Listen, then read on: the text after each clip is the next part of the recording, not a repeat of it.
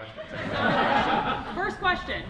How do you balance the art and messaging of making a film to the business and the profitability side? How do I balance art and commerce, I think is a question. Well, I think about that every time we take something on, I think about that.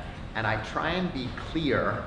I have to be passionate about everything that we do, but I do try and be clear that some things fall more into the commerce category than others. We just did a documentary about swing dancing called Alive and Kicking.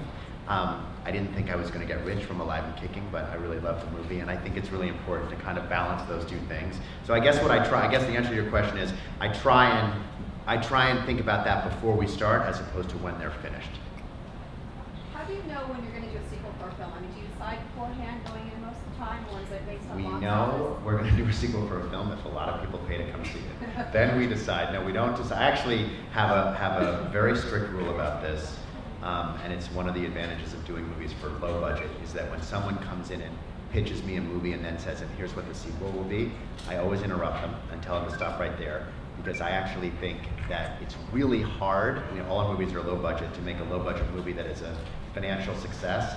And if you make a low budget movie that you're trying to make a successful movie and then also try and make the story work for round two, it's too many restraints. So I always say, don't worry about it. If we made a sequel to Paranormal Activity, we can make a sequel to anything. So don't worry about the sequel. We'll figure that out. Make this movie well, and if it works, we'll figure out the next one. You've turned Hollywood on its head with cut price movie making. Do you think it's possible to make a big superhero movie cut price? I think that's a good question.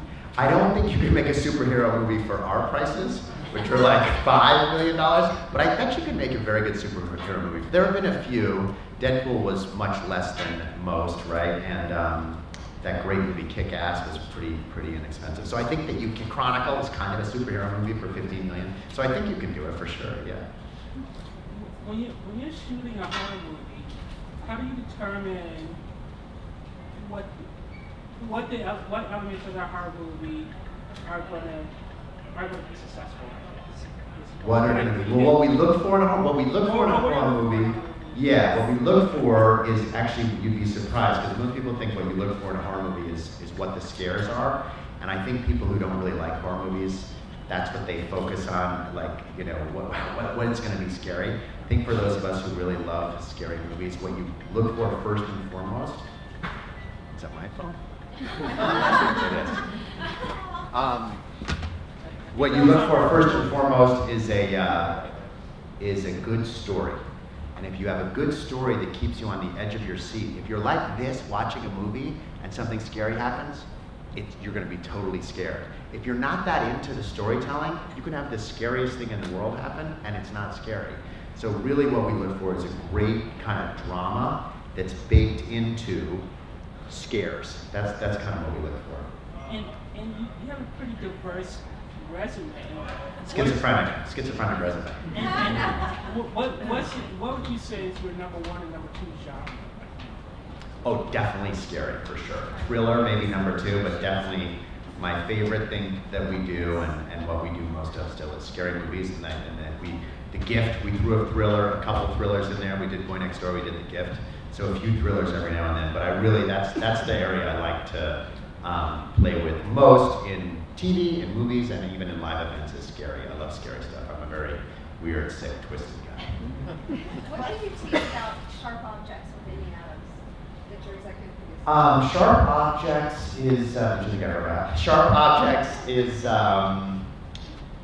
what have we said about it? Sharp Objects is going to be at HBO. It's going to be 8 or 10 parts, what can I share that hasn't already been out there? I hope it's going to be great. I mean, what can I tell you? We're going to start in about 8 or 9 months. We're starting the scripts. We already have a couple scripts. We'll have, like I said, 6 or 8 more by the time we're ready to go. And we optioned that book 5 years ago. We optioned it before Gone Girl, before any of that stuff. Any of Gillian's other work had come out, and it was really fun to have kind of optioned it and see her blossom like she did. And then I actually really wanted to do it as a TV series early on, and finally we got to do that. So that's the backstory. Gone Girl was such a huge success. Why do you think Charlize's movie didn't work so well? Which one was? I've forgotten the title, the one that Dark Charlize Places. directed, Dark Places. Yes. Yes, Dark Places, with Charlize Theron. Right, but it's not one of our. I don't know. Why do I think Dark Places didn't do Gone Girl well? was huge. and Which it was huge? Gone Girl. Oh, was Gone huge, Girl. but- Oh, but there's then- one that Charlize did, the Yes. Gillian Flynn book. What I have no was it? idea. And you know what? I saw Gone Girl. I haven't seen that movie yet, so I don't know. I don't know. I'm so relieved I haven't seen it, so I can't answer that question. How does Amityville Reawakening differ from past versions of that? Well, it's very different from. It has Jennifer Jason Leigh, first of all, but it's very different. The storyline is completely different. We reinvented a whole mythology. We made it take place in modern day, or it was made 2 years ago, so 2014, but almost present day. And it's a completely different storyline, which I'm not going to tell you what it is right here. But it is actually very different. We used the mythology of the house and built a new story that takes place in present day around that. Built that story around that mythology. What classic horror movies or horror novels have inspired your work? I think the movies that inspired me most are Hitchcock movies. I loved Hitchcock movies. I took a class, believe it or not, when I was in college. We watched one Hitchcock movie every week, and then we argued about it. It was awesome. It was a great class. And he definitely, I feel like, is the master of the suspense scare. I mean, no one did it better than him. What's your favorite horror movies?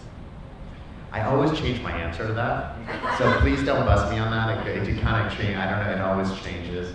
My When you were a favorite. kid, what were you watching? Well, the movie that it wasn't my favorite movie, but the movie that affected me most when I was a kid was Friday the 13th.